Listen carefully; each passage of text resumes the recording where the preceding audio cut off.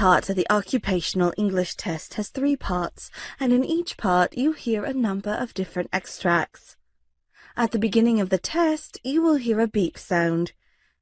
You have time to read the questions before you hear the extracts. You will hear each extract once only. You have to complete your answers as you listen. At the end of each test, you will be given 2 minutes to check your answers. Part A. In this part of the test, you hear 2 different extracts. In each extract, a health professional is talking to her patient. For questions 1 to 24, complete the notes with the information you hear. Now look at the notes for extract 1.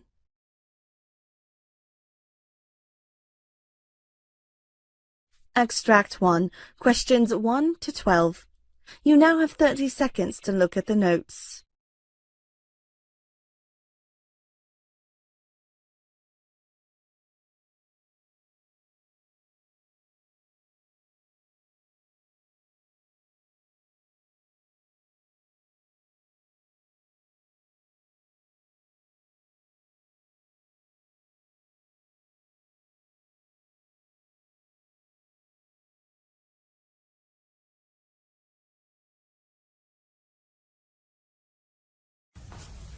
Could you please state your name and your birth date? Why are you asking me this? Well, I just want to make sure that you are who I think you are. Well, that's a good idea. Ron Jones, December 15th, 1955. Okay, and this is really just a safety check just to make sure I've got the correct patient. And I do. My name is Sue, and I'm one of the nurses here. Pleased to meet you. Thank you. I'm going to just be asking you a few questions, a bit of a history, and I may be taking notes. It's just about that.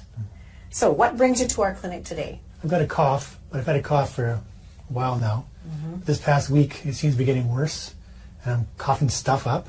Some stuff. Can you tell me about the stuff you're coughing up or the sputum you're bringing up? It seems yellowish, but maybe sometimes greenish looking. And how are you feeling generally overall? Well, I feel a bit tired all the time. Okay. Are you having any fever or chills? No. No? Are you on any medications? Yes, I had been taking some antibiotics. Okay. They didn't seem to do much, so I stopped taking them. Okay, well, I'm just going to give you a little information. Antibiotics work best when you take the whole dosage. If you start and stop them, the bacteria might not be killed, and then it can come back and be a little bit stronger. And it's one of the medications where you should take the whole dose with, and it's usually only 7 or 10 days at a time, but you should take all of it. Oh, I didn't know that. Thanks for the information. Oh, no problem. Back to your cough. Are you a smoker? Yes, I smoked for a long time. Okay, can you tell me how many years of smoking that is? 2 packs a day, just about. And for how long? 35 years now. Have you ever thought about quitting? Yes, but it's really hard now. Yeah, I've heard that it is. I haven't experienced that, but I have some information on a smoker's helpline. Would you like to see that? Sure. What have I got to lose? Okay. Well, I'll give that to you before you leave. I know you've told me you don't have a fever, but I would like to take your blood pressure, pulse, your vital signs just before the doctor comes to see you. So is that okay with you? Sure. And then I'd like to listen to your chest as well. Okay. Okay, good. Well, I'll get that ready. First, I'm going to take your temperature.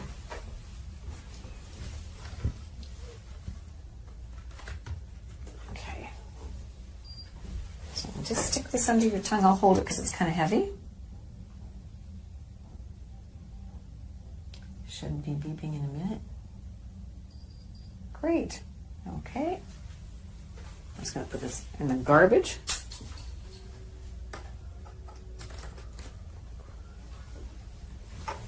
And I'm going to take your blood pressure. Now I need to climb up and grab this. You've had your blood pressure done before? Yes. Okay. So I need your arm. Just going to pull your...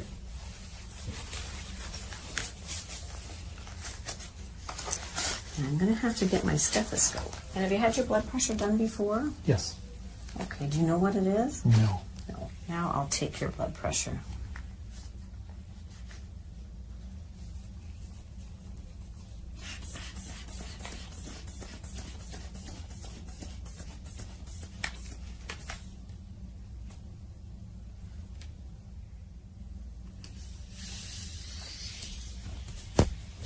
you.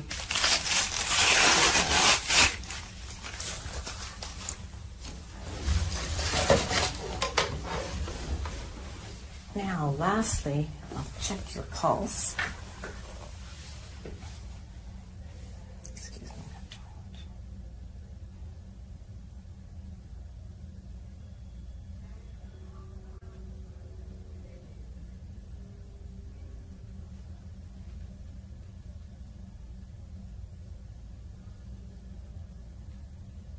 Okay, good. Thanks.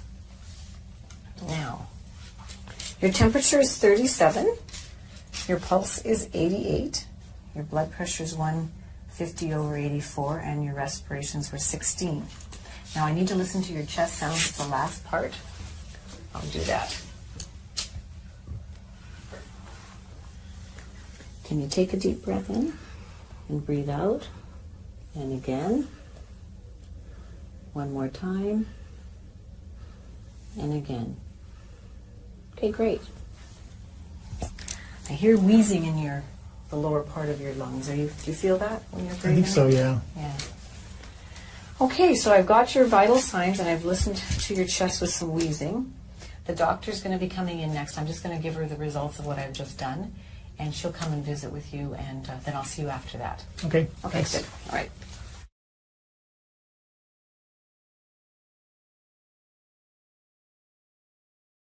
Okay, I'm back. The doctor has heard the very same things that I heard. She's told me she's going to give you some inhalers to use at home. Have you ever used an inhaler before?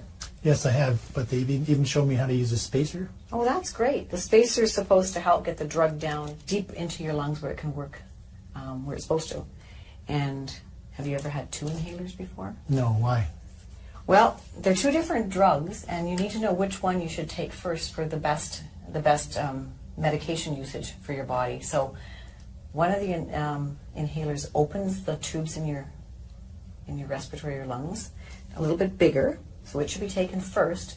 And then when you take the second drug, it goes a little bit deeper. It can go, the passageway is bigger, so it can go down into your lungs better, and it's an anti-inflammatory, so that drug is best to go second to get down to where the inflammation in your lungs is happening, causing you some problems. I had no idea that it would matter which one I took first. Yeah, you know what? Many people don't know that, so that's why I explained it, because if you understand, it makes so much more sense in how you should take them.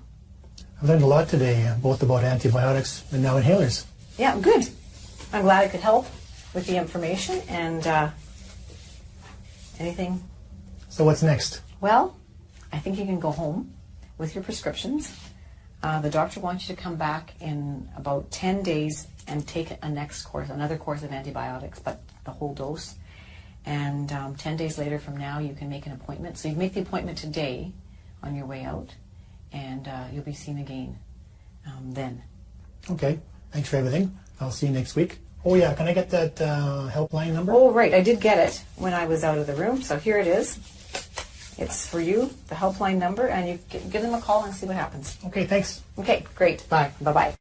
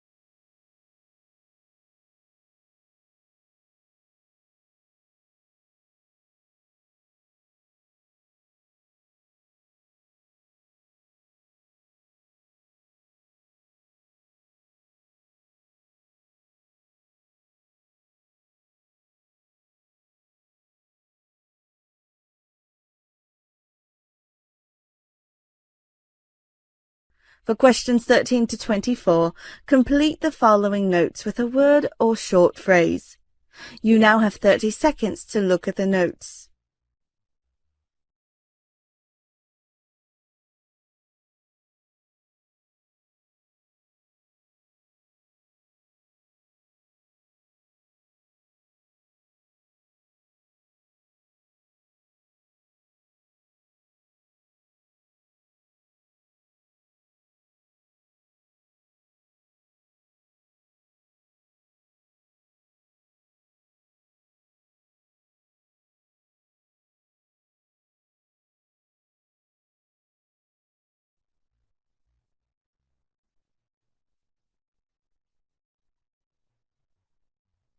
Mr. Murray, I'm Dr. Corbett. Nice to meet you. Yes, sir. Nice to meet you. Yeah, first time we've met. Yes. Yeah. Yes. So I understand you made an appointment for an examination. Yes, correct. And we're going to, a complete physical examination, I understand. Yes. And I'm going to ask you about why you came into that, but will you mind if I take a few notes just in case? No, that'd be fine. In case you got lots to tell me. Yeah. Don't want to miss too much. That'll be Okay. fine. Good, good. So you made an appointment for an exam. When's the last time you had a physical examination? Probably 2 years ago. 2 years ago. Yeah. Okay. Well, tell me why you made this one. Well, I had these chronic headaches going on that I've had for about 3 months now, and they're just not getting any better, and I want to see if there's something we can do about it. So when you say chronic, you're referring to the fact that they've just been steady for 3 months, or they've been longer than that? Well, it started 3 months ago, and they were like every other day or so, and now I'm having them every day. And So you have no days when you don't have a headache? I have a headache every day. But at the beginning, it didn't seem to be quite as noticeable then for you. No. Describe the headaches. Where are they, and what do they feel like? They start at the back of my head here, and they kind of come up around my temples, I guess you call it, and into the front of my head. Sometimes they're throbbing. Other times they're not quite as bad. Yeah. So it's both sides of your... Yes. It starts in the back and comes up the front. Correct. Do you have a headache all the time, or does it just come in episodes? Well, I have a headache all the time until I take something. I take Advil and Tylenol that seem to help it, and that eases it up. Is it ever gone? Is it always something there? There's always something there. I always know it's there. It's just the intensity of it. I see. Can you tell me a little bit more about what you notice? For example, when is it the worst? At night, in the morning? Or doesn't it make a difference? Well, it doesn't make a whole lot of difference. When I don't get enough sleep, it's really bad. If I move my head in a certain way, or if I strain or stretch my head in a certain way, it seems Like to be what worse. way? Can you show me that? If I go like, to the back, or if I'm bending over, just any exaggerated moves. Any exaggerated move makes it seems worse. to make it Yeah. worse. And if I don't take the Advil and the Tylenol, it seems to be worse. Makes it worse too. I see. So this 3 months ago it started. It's both sides. It's in the back, and you can make it worse if you either extend or Yes. lean forward for too long. Is Yes, that- just I call them exaggerated head movements. Yeah. What happens when you're lying down? Does that ease it or make it worse? I think that eases it some. It does. Especially if I can get some sleep. I see. It seems to ease it up some. So the act of lying down and sleeping doesn't make it worse. No, I wouldn't Makes it say. better, maybe. Yes. I see. Does it change based on if you're eating, for example? No. Does eating make it worse or better? No, eating doesn't seem to So having a full stomach exasperate it. doesn't seem No. to bother it at all. You know? How about if you're concentrating? Is when you're driving or reading? No, it doesn't make it worse, except when it's really bad. I have a hard time focusing. Okay, yeah, that's helpful. Yeah. Yeah. Does it ever seem to be more one side than the other? No, it always seems to come up and be just it kind of like meets in the middle. Meets in the middle, huh? Starts in the back, goes around, meets in the middle. Like a tight band. Yep. And the part that's always there is what? In the back or all over? I would say in the back. In the back Yeah. there too. It always starts in the back. I got rear-ended in a car accident, and I can remember my neck got jerked, and I had a sore neck for a couple days, and then the headache started shortly after that. So that accident started this thing off. That's when it all So started. you had no headache before this? No, I had no That's helpful.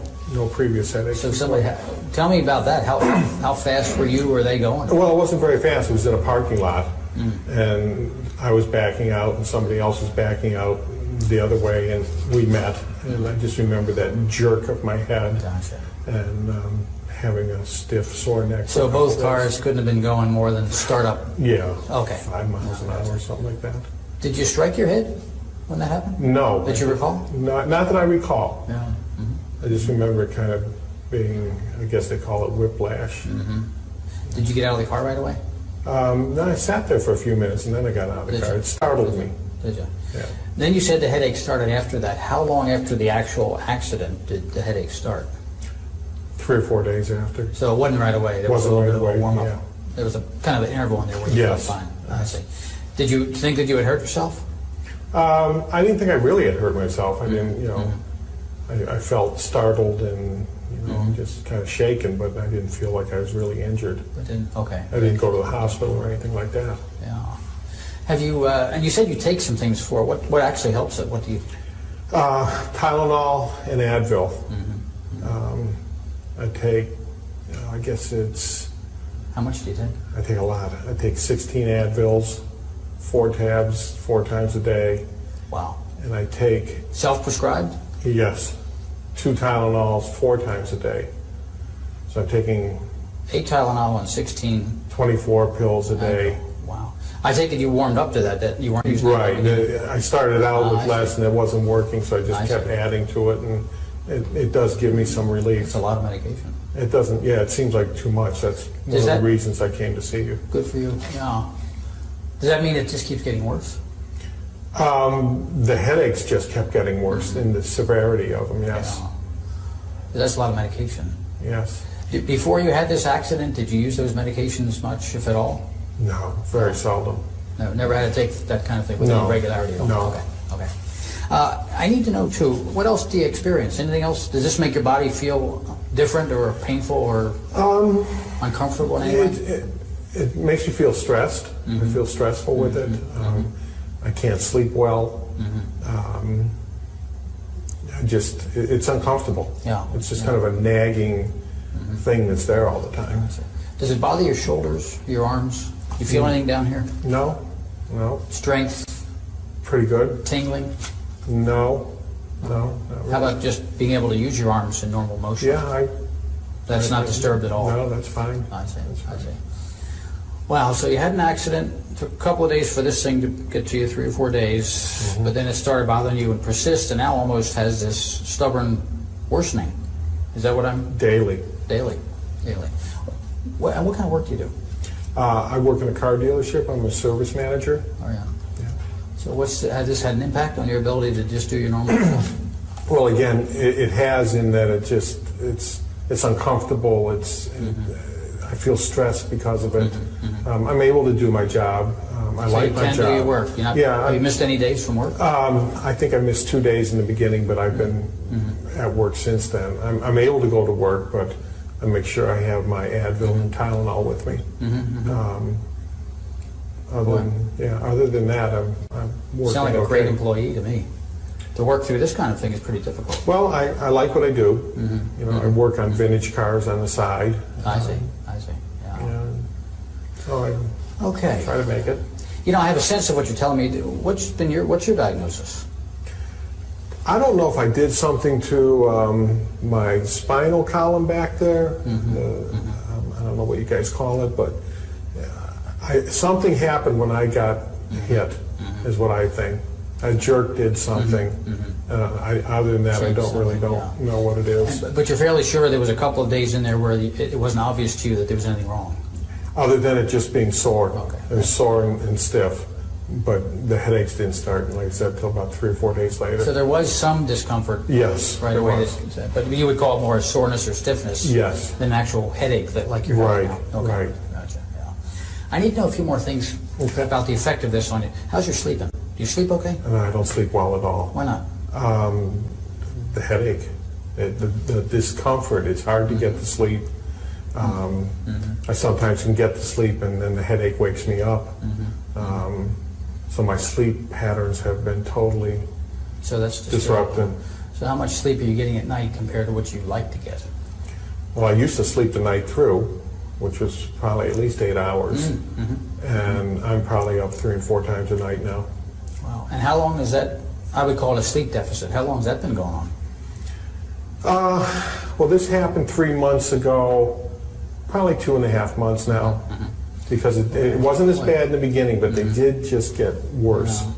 Did you consult with anybody else, or you been just toughing this out on your own? Just been toughing it out on my own and trying to, hoping it will go away, but it's just getting worse. But you have been able to do your work, think, use your hands? Yes. Nothing disturbing that way, huh? No. Gotcha. Anybody else know? Is your wife, are you married? Yes, I am. You've been talking to your wife about this? She certainly knows.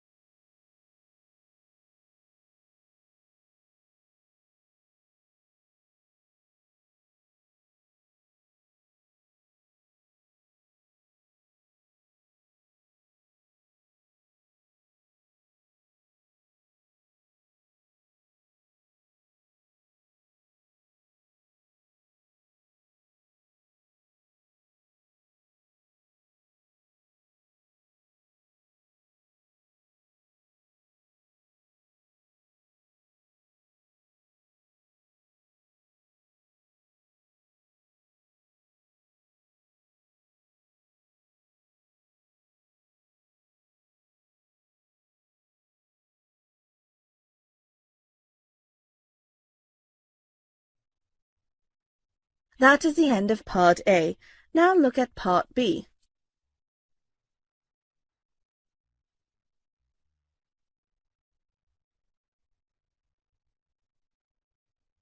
Part B.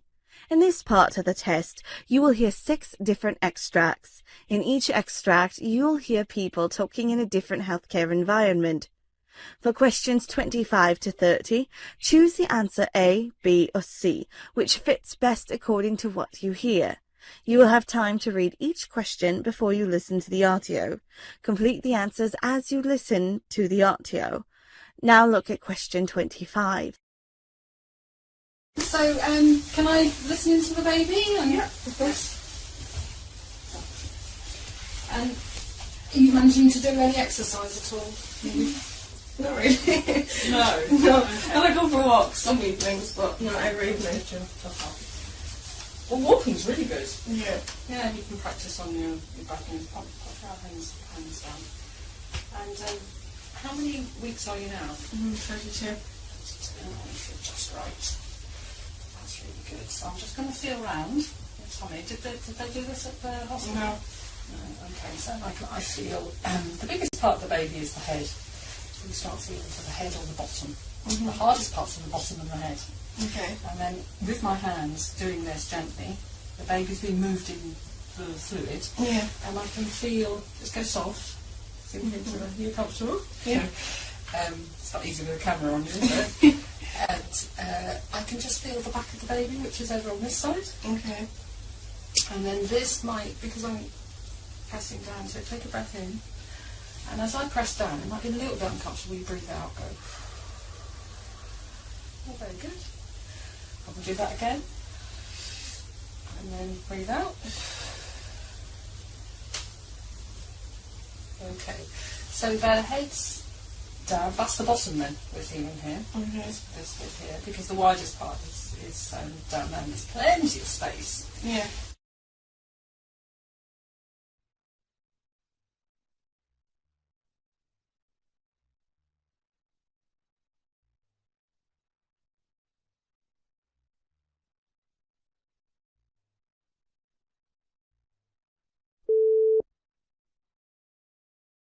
You know, nurses often play an integral role in all of our lives. They're the comforters and caregivers in the best and worst of times. And this week is National Nurses Week, by the way. And Perry has a very touching story of a nurse and her patient. Yeah, well, Nicole Leroy has lived this story for the last year and a half, but it's just now being told. A stop inside the Little Clinic in the Hyde Park Kroger during her lunch hour one afternoon, and a chance meeting with the nurse working that day may have saved her life. This is a journey Nicole Leroy has been waiting a year and a half to take, back to see her nurse at the Little Clinic. Hi. Oh. How are you? Good. I just want to thank you. Jessica Smith, a family nurse practitioner at the Little Clinic, listened to Nicole, something several doctors hadn't done. You researched, you looked in your book, you tried to figure out what it could be. And a month later, I found out that I had cancer. Cancer, stage 2 Hodgkin's lymphoma. I'm 36 years old. I'm in the best shape of my life. You don't think it could happen to you. A diagnosis a year in the making. I've been to a gynecologist, a dermatologist, primary care twice. And each one of them told me that I was either just virus clogs in my lymph nodes, or that I was self-inflicting, or that I had depression, I had anxiety. But Jessica thought it could be serious, so she encouraged Nicole to keep fighting. She looked me in the eye and she said, you need to go follow up further. You need to go see your doctor again. You need to push.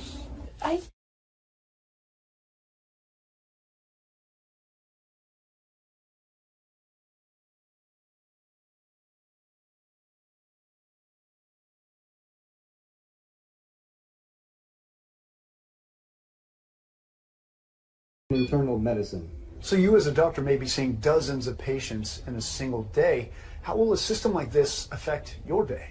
Well, I'm an emergency physician, so I work in an area where there's patients in rooms all around me. They all have questions. I can't tell you the number of times a day I see a patient limp out of a room and they want to know when lunch is coming. If we could get them the answers without them having to come out and search for someone to answer the question, it's a win for everybody.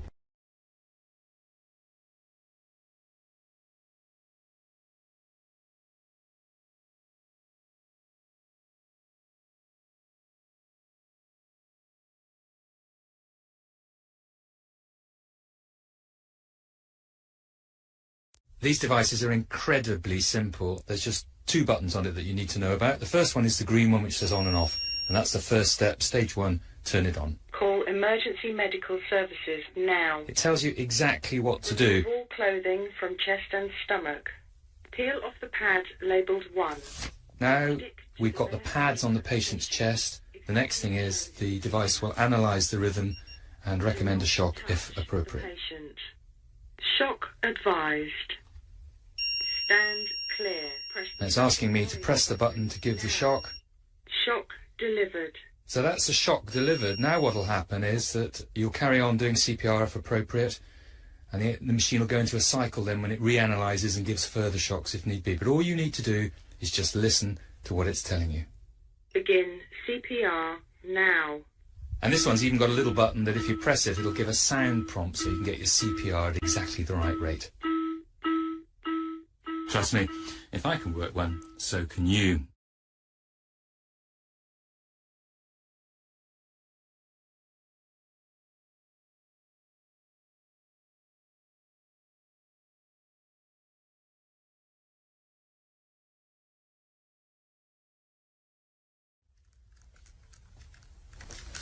Excuse me, I'm a little chilly. Can I have that blanket, please? What? What do you mean? The blanket. I'm a little cold. Did we do surgery on your arms? Excuse me? Did we do surgery on your arms? No, but I'm in a lot of pain. I want to see you go grab that blanket and pull it up. There is no reason why you can't pull that blanket up. I have a lot of back pain, though. Can I have some medication? Well, you're supposed to be in pain. You had surgery, so you're going to be in some pain.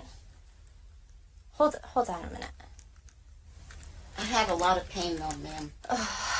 Okay, I'll be in a little bit.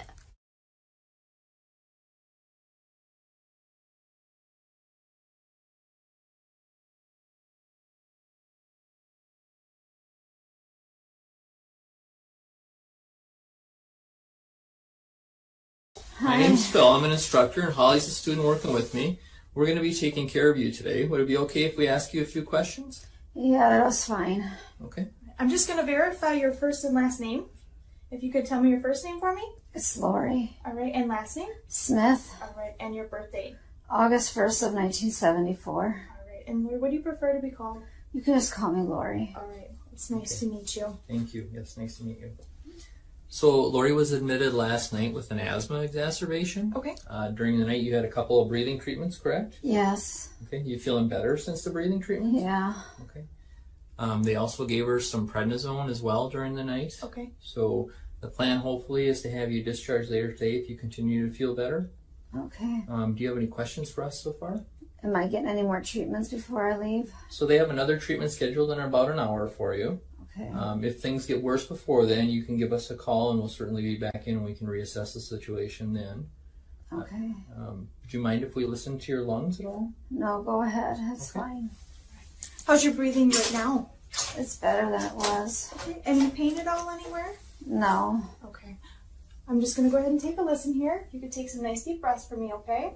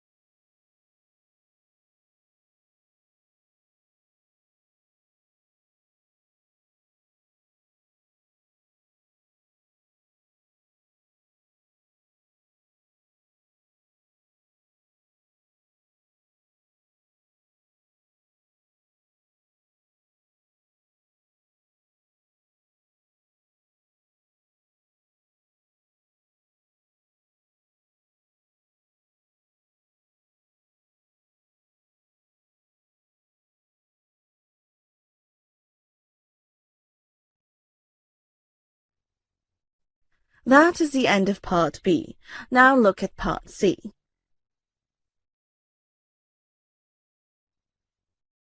Part C. In this part of the test, you'll hear two different extracts. In each extract, you'll hear health professionals talking about specific aspects of their work. For questions 31 to 42, choose the answer A, B, or C, which fits best according to what you hear. Complete the answers as you listen to the audio. Now look at Extract 1.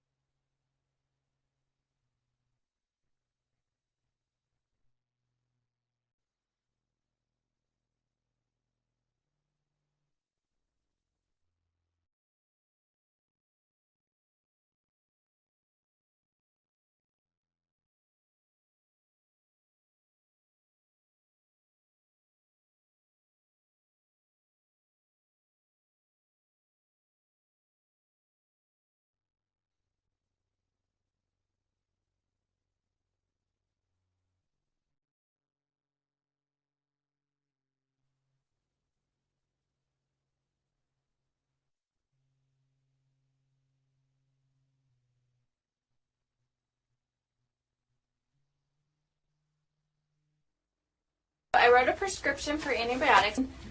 I did want to talk to you, though. I'm a little bit concerned looking through his chart at how many ear infections he's had recently, and I noticed that you had checked the box that someone's smoking in the home, so I was wondering if you can tell me a little more about that. Well, it's just me and him, and I do smoke. I try really hard not to smoke around him, but I've been smoking for 10 years, except when I was pregnant with him, but it's so stressful being a single mom and having a full-time job, and so it's just, that's why I started smoking again. You have a lot of things going on, and smoking's kind of a way to relax and de-stress. Yes, yeah. Some people have a glass of wine, I have a cigarette. Sure. And it sounds like you're trying not to smoke around him. Why did you make that decision? I know it's not good for him. I mean, I've read those things about ear infections and asthma and stuff, but other kids have ear infections and their parents don't smoke. So on the one hand, you're worried about how your smoking might be affecting him, and on the other hand, you're not so sure if it's really the smoking that's causing these problems. Right. Yeah. I mean, he doesn't have asthma. He hasn't had a lot of other problems that his other friends have. So, and I've thought about quitting before in the past, but I just don't see how it's possible right now. What made you decide to quit smoking when you were pregnant? Well, he was inside me and we were sharing everything, and I knew that he would get some of that, and I just didn't think I could live with myself if something happened to him. Right now, though, it feels almost too difficult to even manage or even to try. Yeah, exactly. How were you successful when you quit before? I don't know. I think about it now, I don't even know how I did it. I just did it. You know, I just couldn't imagine like him not being born or going into labor early and him having problems and stuff like that, all the stuff that they talk about with women who smoke. So that was just enough to say, okay, you know what, I'm not going to risk that. Mm-hmm. So the risks were so scary then that you were able to stop. But yeah. They don't feel as scary to you now. No, I mean, we're two separate people, and like I said, I try really hard not to smoke around him. I'm pretty good about that. I don't let other people smoke around him. So you're doing the best you can do. Yes. Yeah. Okay, but it sounds to me too like part of you really does want to quit. Yeah, I know that I need to, and I keep every new year I say, okay, this year I'm going to quit smoking, but then something happens and it just doesn't. It's on your to-do list. It's just not making it to the top. Yeah. If you did decide to quit, on a scale of 1 to 10, where 1 is not at all confident, you don't think you could do it, and 10 is you feel pretty certain that you could, where do you think you fall right now? Probably like a 5. Kind of in the unsure area. Mm-hmm. Like, I know I've done it before, so I know I can do it, but at the same time, it just seems really hard, and it's not the same situation. Well, what made you say 5 rather than 2 or 3? I know all the ways it's bad for me, and I don't want him to grow up thinking that it's okay to smoke. I don't want him to use any kind of, I don't want him to chew or anything like that.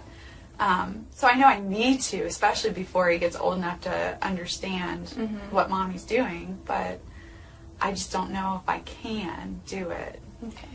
So it sounds like you have a lot of reasons why you'd like to quit. You have been successful quitting in the past, and right now you're just feeling a little bit hesitant about your ability to do it. Yeah. Where do you think we should go from here? I don't know. I'd like some help. I just don't know what kind of help I need.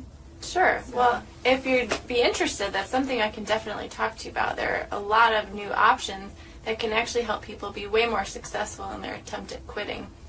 There's different medications you can try. I don't like medicine. Okay. There's also a lot of support groups and classes that you can take where you have other people to go through it with you, and sometimes just having that support can be a big part of it, especially for people like you where smoking is such a stress reliever. That sounds nice, but I'm not sure if I have the time for all that. Sure. It feels like something that would take up a lot of time and maybe not fit into your life. I wonder if we could talk about some options that might fit into your life. That would be really nice. Okay, well, if you're willing, then we could set up another appointment where you could come in and we could talk more about that. I would like that. That would be great. Great. Thank you. Sure.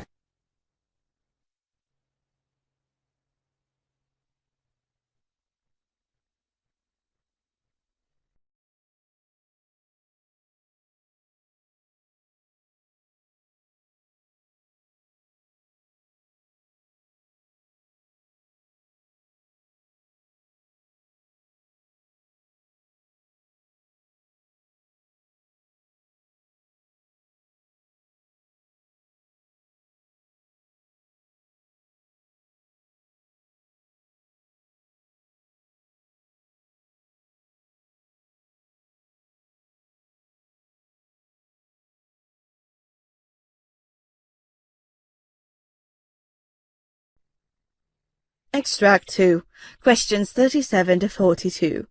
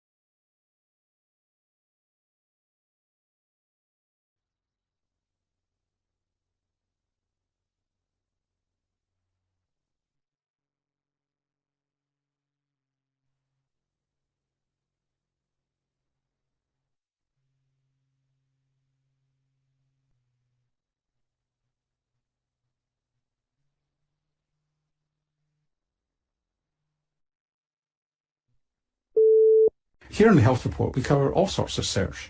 The Mediterranean diet, what fat is right for you, how much salt is safe, diets to protect you from diabetes, early death, heart disease. So this next segment is actually a bit perturbing. We're being told that almost all this research is wrong. Yes, John Ioannidis is Professor of Medicine at Stanford University, and he says the scientific approach taken by nutritional researchers is nowhere near rigorous enough, and we have to go back to basics if we're to learn anything significant about how diets impact health.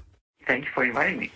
Now, we've had you on lots of times before, talking about various things and demolishing a few iconic areas of health and research. You're arguing that nutritional research needs radical reform. On what basis do you say that? Well, there's clearly a factory of papers being produced in nutrition epidemiology in particular that don't meet very high standards of credibility. The type of research that is being done in nutritional epidemiology, it's not an issue that there's bad scientists involved in it. You know, maybe excellent scientists are involved in it, but the odds of getting it right are extremely small. Let's look at that in a moment, but you quote in your paper some really bizarre conclusions that you might come to from if you've believed past nutritional research. Do you want to just tell us some of those bizarre findings and their relation to either longevity or shortened lifespan? Most of these studies are not experimental, they're not randomized, they're just observing people who report what they eat, and they take that seriously, that this is reflecting exactly what they ate, which is one major assumption. Second, people take these behaviors and these numbers as causal, which means that they look at the numbers and they translate them to an effect of these nutrients or of these foods on mortality. And then they also make another assumption that these risks are applicable to the entire lifespan. So then, let's take a number like 15% relative risk reduction in mortality or 15% increase in survival. which is the typical number that comes out of these studies. And this is the number that is the summary of all the data, for example, on what is the benefit with eating 12 hazelnuts a day. If you translate that to a gain in survival, you take 80 years, you multiply that by 15%. This looks like a 12-year gain in survival just by eating 12 hazelnuts a day, or literally one hazelnut a day would give you one more year of life as a benefit. It's a ridiculous calculation. It is not so, of course. Even if you believe that one of these foods or one of these nutrients or a couple of them may be important, it's impossible to believe that every single food, every single nutrient will have such tremendous benefits or such tremendous risks. So you get there because of there's multiple levels of unreliability. Is that what it is? That essentially the food diary is unreliable, they're not controlling for other factors such as education and other environmental factors properly, and they all conflate together to give you bizarre results? Is that what's going on?